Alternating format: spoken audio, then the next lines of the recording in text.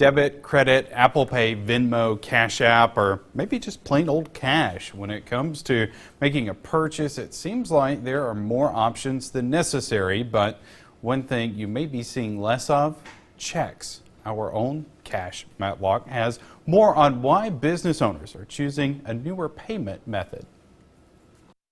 Out with the old and in with the new. Nicole Huff is the owner of Southern Flower Bakery in Columbus. She says she just recently stopped accepting checks. About a year ago, and that was kind of the last straw for me. I just stopped.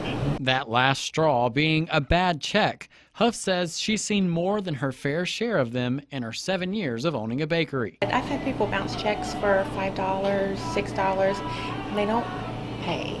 And I could prosecute that, but I just don't want to go through it, and I just kind of mark it off. But if someone bounces a check, I have to go through so many times I have to call them, so many times I have to go down to the prosecutor, I have to fill paperwork out.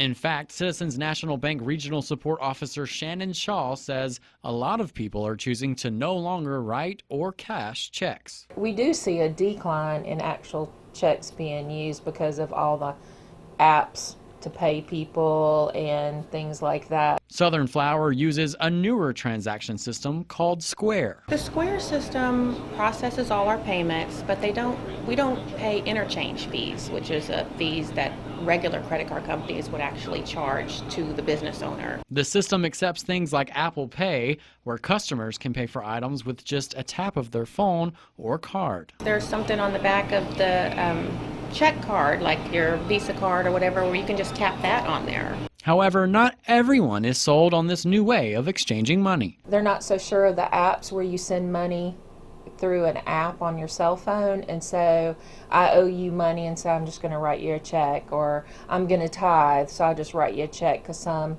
churches don't take online payments yet. Even still, Huff says she sees fewer and fewer checks, and surprisingly, less cash as well. Every day I can tell it's lower. People are just paying with their phones and their cards. In Columbus, Cash Matlock, WCBI News. Banking insiders say there are no signs of checks or cash disappearing anytime soon, but they wouldn't be surprised if things were vastly different within the next 10 years.